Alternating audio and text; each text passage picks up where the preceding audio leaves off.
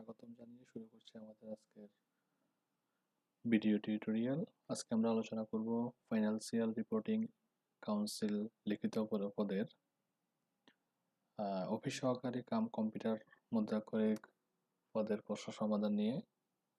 তো আজকে আমাদের আলোচনার টপিক থাকবে সাধারণ জ্ঞান প্রশ্নের সমাধান নিয়ে। বাংলাদেশ, আন্তর্জাতিক, কম্পিউটার এবং বিজ্ঞান থেকে যে কয়েকটি প্রশ্ন এসেছিল এবং পরীক্ষার তারিখ ছিল 8/6/2024। সো প্রথম প্রশ্নটি ছিল পূর্ণরূপ লিখুন। পূর্ণরূপের ভিতরে এখানে ছিল গুগল মানে হচ্ছে global organisation of oriented group language of earth. এরপরে এসডিজি মানে হচ্ছে সাস্টেইনেবল ডেভেলপমেন্ট গোল। এরপরে হচ্ছে এসটিটিপি মানে হচ্ছে hyper text transfer protocol. PDF মানে হচ্ছে পোর্টেবল ডকুমেন্ট ফরম্যাট। সো 2 নম্বর প্রশ্ন ছিল অপারেশন জ্যাকপট কি? অপারেশন জ্যাকপট হচ্ছে বাংলাদেশের স্বাধীনতা যুদ্ধের সময় নৌ সেক্টর পরিচালিত সফলতম গেরিলা অপারেশন। 3 নম্বর প্রশ্ন, সংবিধানকে কেন রাষ্ট্রের সর্বোচ্চ আইন বলা হয়?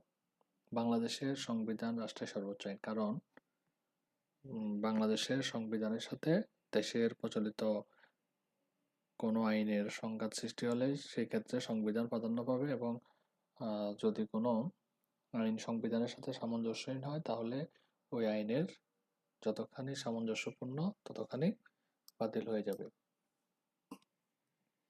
এরপরে 4 নম্বর প্রশ্ন হচ্ছে বঙ্গবন্ধু শেখ মুজিবুর রহমানের জীবনের উপর নির্মিত সাম্প্রতিক চলচ্চিত্রটির নাম এবং নির্মাতা কে ছিল? সঠিক উত্তর হচ্ছে চলচ্চিত্রের নাম হচ্ছে মুজিব একটি জাতির উপকার, এবং এটার নির্মাতা শ্যাম বেনেগাল। তারপর হচ্ছে সাইমন ডিং সম্পর্কে লিখুন। সাইমন ডিং ছিলেন বিখ্যাত সাংবাদিক, টেলিভিশন ব্যক্তিত্ব এবং প্রামাণ্য চিত্র নির্মাতা, যিনি 1945 সালে ইংল্যান্ডে জন্মগ্রহণ করেন। তো তিনি বিখ্যাত হওয়ার কারণ হচ্ছে বাংলাদেশের মুক্তিযুদ্ধকালে তিনি সর্বপ্রথম ডেইলি টেলিগ্রাফ পত্রিকায় পাকিস্তান হানাদার বাহিনীর সহিংসতার বিবরণ তুলে ধরে এবং বিশ্ববাসীর দৃষ্টি আকর্ষণ করেন। এই জন্য সাইমন ডিং গুরুত্বপূর্ণ মুক্তিযুদ্ধের প্রেক্ষাপটে। এরপরে 6 নম্বর প্রশ্ন হচ্ছে স্বাধীন বাংলা বেতার কেন্দ্র প্রথম কোথায় স্থাপিত হয় এবং এর সম্প্রচার কত তারিখে বন্ধ হয়ে যায়? সঠিক উত্তর হচ্ছে প্রথম স্থাপিত হয় চট্টগ্রামের কালুরঘাটে, সম্প্রচারিত বন্ধ হয়ে যায় 1971 সালের 30 মার্চ। তো এই ছিল টোটাল। আচ্ছা, 7 নম্বর প্রশ্ন হচ্ছে অতিমারি মহামারী সম্পর্কে উদাহরণ সহ লিখুন। অতিমারি মানে হচ্ছে প্যান্ডেমিক, আর মহামারী মানে হচ্ছে এপিডেমিক। তো অতিমারি হচ্ছে কোনটা? অতিমারি হচ্ছে এমন একটি সংক্রামক রোগ যেটা বিশ্বব্যাপী বিস্তৃত হয় এবং অনেক মানুষকে আক্রান্ত করে, যেমন কোভিড-19 এটি ছিল অতিমারি। পৃথিবীর প্রায় প্রতিটি দেশে এটা ছড়িয়ে পড়ে এবং যার ফলে বৈশ্বিক স্বাস্থ্য সংকট তৈরি হয়। আর মহামারী হচ্ছে কি? মহামারী হলো এমন একটি সংক্রামক রোগ যা একটি নির্দিষ্ট অঞ্চলে দ্রুত ছড়িয়ে পড়ে এবং অনেক মানুষকে আক্রমণ করে, যেমন কলেরা, প্লেগ, এগুলো হচ্ছে মহামারী। September on the Jessore road কি এর রচয়িতা কে? তো এটি ছিল একটি কবিতা, September on the Jessore road, আর এর রচয়িতা হচ্ছে এনএল গ্রিন্সবার্গ। এরপর হচ্ছে গ্রিন ইকোনমি সম্পর্কে লিখুন। গ্রিন ইকোনমিতে কি?